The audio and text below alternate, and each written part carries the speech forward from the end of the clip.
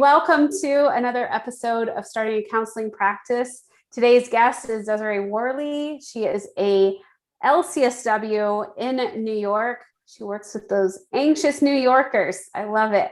And we are going to talk about her journey into private practice in the hopes that it inspires you wherever you're at in yours. Welcome. I'm so glad to have you. Thank you. I'm so excited to be here.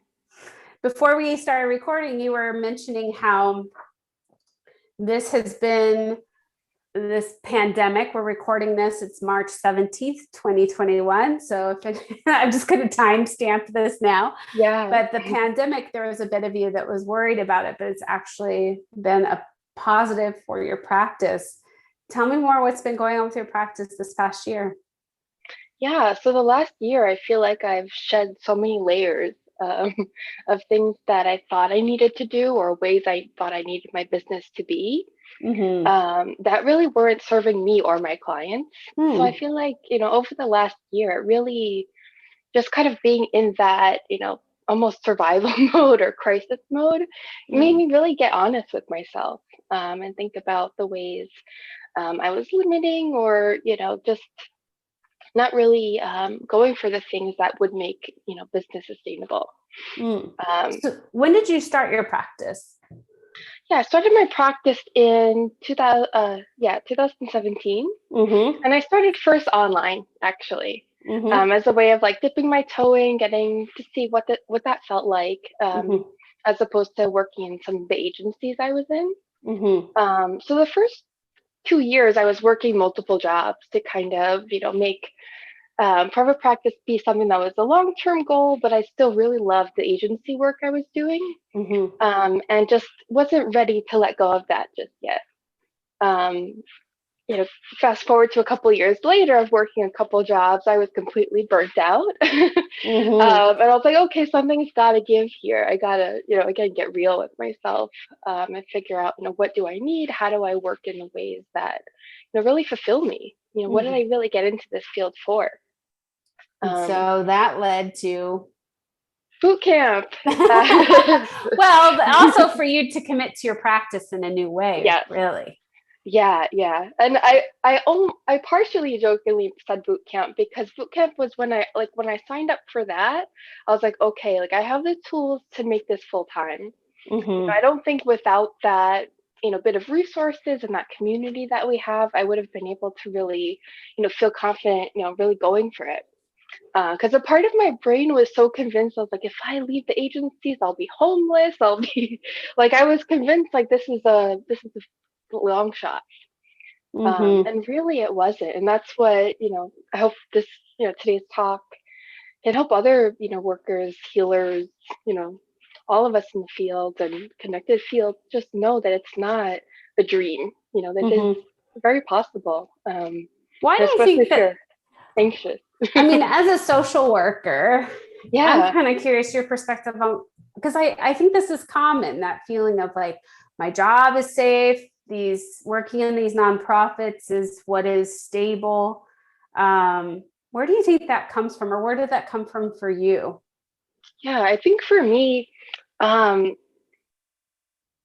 really doing the work in the field, especially the earlier years, like doing those internships and working with really populations that really didn't get the services they're needing. I kind of realized like my initial dream of private practice, I was like, wait a minute here. Like I want to really see the scope of, who needs help in my city, in my borough. And like, what are the things I really want to open my eyes to before I, get more niched or kind of, get more focused in one direction. So I really liked the, also like the family dynamics that you kind of create being in like an agency like that, and the camaraderie and you kind of getting through the hard stuff together. So it's so that was hard to let go of. Yeah. So it's kind of like leaving the nest, so to speak. Yeah, for sure. I think there is a sense of too, when I worked in those systems, it was very hard work, but it was meaningful. And it felt like there's such a need. And I think that you can get hooked into staying there. There's also a need even in private practice, which you're discovering. And you mentioned you've had to let go of a lot. Can you talk about what specifically you've been letting go of this year? Yeah, so I want to say April of last year, I was kind of in like my own little crisis mode. Yes. Because being in New York, we're hearing like just ambulances all the time, and like I really did love the banging over the pots at 7 o'clock. But Yeah. really, it was just like it was hard to ignore how much trauma was happening. And then I got an email from our governor requesting that we do a whole lot of free services for mental health. And I was like, oh my gosh, we really need to do this. Like, we need this. But thankfully, April was also a working session. So I was kind of in the chat with you guys, like, wait a minute, like, does my fee, like, does it still make sense during the pandemic, or should I just hold off on that? Should I just wait until it's a better time to raise my fee and actually be profitable? And I forget if it was you or Miranda that was like, yes, even during the pandemic, keep true to your business plan. Like, that's what it's there for. So it was, for me, I think it was a point of kind of letting go of like the idealistic view of what I wanted to do, and like really, think of how can I make all of this happen in a way that is sustainable. And I'm not, again, trying to, burn myself out and then just kind of fall flat and again be, less of service to the people that I want to be working with. Yeah, we don't want to replicate what we already had in our other experiences of work in this field. Yeah. It's hard though. It's especially for me. I think I got a lot of my value from working really hard and putting in long hours. Yeah. So when I was at home working for myself, I was like, why am I not staying up until 11 o'clock doing work? Like, why am I not, putting the same version of myself into this? And I think that was because I was learning balance for the first time and really being able to hear myself. What do you imagine would have happened had you done all the free stuff and slid your fee everywhere? Well, to be honest, I did for a few months. I just, in my mind, I was like, you know what, I'm not going to really go with this, state plan, but I want to widen my sliding scale for a while. And that kind of gave me the permission, in my practice to do that to a degree that felt like I could actually, say no and, set the boundary when I needed to. And then in the fall, I was like, okay, I've done this for several months. And I had some, personal things in my life that were going on, some trauma, some loss. And then I got this shiny object syndrome and decided I was going to do a lot of group work on trauma and bereavement. And that's when you're like, hey, Desiree, how about that shiny object syndrome? Be mindful. So again, I was like, okay, slow down. Like, these are all great ideas that I will implement, but like, let's really go step by step and not get ahead of ourselves. So I think that's the interesting part. Like, life can dictate the shifts in our business because there comes a point where we can't, and it's okay to give back. I think it's important, and there's lots of ways to do that, but to do it in a way that's sustainable and without resentment and burnout is crucial. Yeah. So what do you love about your practice now? I love the clients I work with. I tend to work with a lot of Gen XYZ women, LGBTQ people who are looking for their authenticity. And anxiety is one of the symptoms that's coming up, while they're still in that inauthentic kind of state. Maybe people pleasing a bit too much. And those are things I fully relate to. So I kind of love helping other people really, get into their own power. And figure out whether it's in their profession, is it creativity, or just well-being. How do they expand that? How do they feel more of themselves? And where do you feel like is your next area of growth as a business owner? Where are you stretching yourself a little to make change? Yeah, so I've been working hard with my bootcamp buddy and really trying to get myself into accountability with blogging. Over the last year, I've written so much, but all of it kind of felt a little, not enough for the moment. So I'm working on, really getting blogging to be something that is the authentic marketing that I feel comfortable with. And just kind of helping to normalize and kind of shift things that in society we're kind of, together, sitting with. And just kind of amplifying some of those messages through blogging and sharing my voice. Yeah, you have, I noticed that you integrate like social justice in your work and things like that. And that is a beautiful way to do that, to support things that you believe in, to demonstrate your values, and to reach the clients who would benefit from a therapist who cares about the same things they do. Yeah. That's, we're not alone here.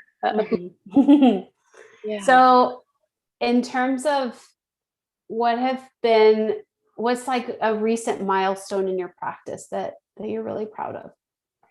Yeah, a recent milestone. Well, I feel like I'm at a great place with the amount of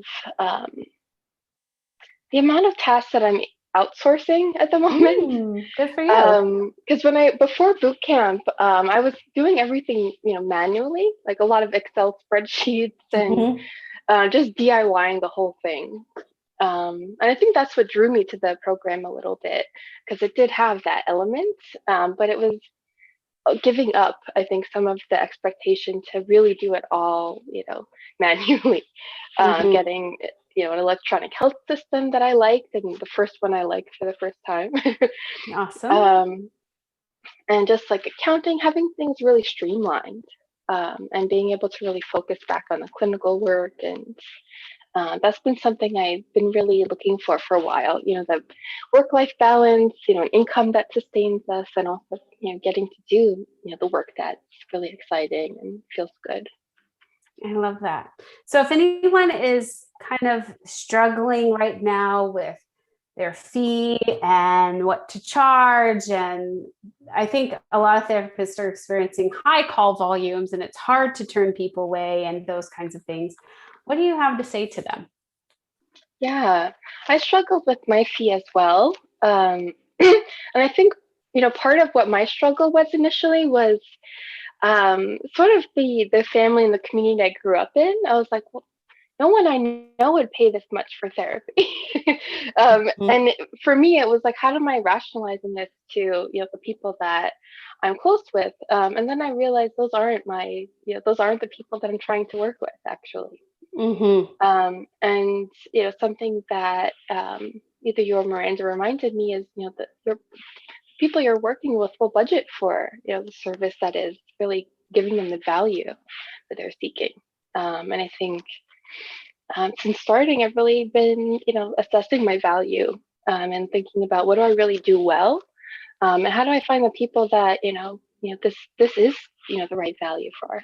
Right. It's that synergy of knowing who needs the kind of help that you provide, and being able for you to provide that. What's the fee that you need to sustain your business and a life so that you can be a great therapist, really, right? Because you are priceless. There's no other Desiree in the world like you. And it's really, I think these are some of the pieces of, there's lots of paths to starting a practice. And some people dip their toe in and out of the water and then try things. And then some of us build our practices. I'm kind of like you. I built mine out of burnout, a little bit of, I got to do something different here. Something has to change. And it's important to not replicate the reasons we left whatever we left in our business, because we don't want to leave this one too. It's a great work that you're doing. So if people want to check out what you are up to, and they need to contact a New York therapist, how can they find you? My website is therapywithdesiree.com. That's DESIREE. Nice. And I'm also on Instagram and some social medias, just to try to get the younger folks, I feel like I'm already somehow like a grandma on Instagram, but I'm still on there. I'm still, doing my thing. I love it. Yeah. Thank you for sharing your story. Is there any other words of wisdom that you want to give the listeners today? Yeah, I just want to share that, things are a lot more possible than you may be thinking. Because I think that might have been what I may have needed to hear in the beginning of this. So I really just, that gift that you have, just really try to believe in that and foster it. Yeah. All right. Well, thank you for being here. If you love this story, please share it with others and continue to follow along as we share other people's journeys in their starting and growing their practices. And we'll see you next time. All right. So in terms of like boot camp, can we talk about just a little bit? Yeah. What was life before boot camp like? Yeah. Life before boot camp. I was struggling to really figure out like what to put first. And, wanted a whole lot of things, but wasn't sure like which one is going to make the most impact. And again, kind of burnt out. So my thinking wasn't even, super clear. And I really just wanted something to, be support, have the tools to really show me what I didn't even know. I didn't know. Yeah, we don't know what we don't know. Yeah. So I was feeling, less than confident, but really wanted to make it, really wanted to take the chance. Mm-hmm. And very nervous, but hopeful. And what is life like now after boot camp? I'm still working on boot camp, but my well, you've been in boot camp how long? This will be my 5th round. Yeah, I mean, like April. Yeah. Each time is like another like layer of crap that I like shed. But really, I feel like it's night and day at this point. Before I was, part-time, renting a couple of offices, like really just piecing things together. And now just everything's flowing smoothly. I'm not worried about, my career. I'm not worried about, the other shoe dropping. I feel really connected, and that, just frees up my mind to do even better work. And just be able to, get even more joy from it. Yeah, that's awesome.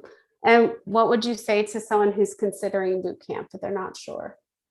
Yeah, I I would say it's, no matter where you are in your field, in your practice, you're going to find something that you need. If you're beginning, you're going to find everything. And I think for me also, it helped me realize, some of the things that I needed to tweak. So I think it's really going to help you grow, going to help you feel confident, just doing the thing you love. Awesome.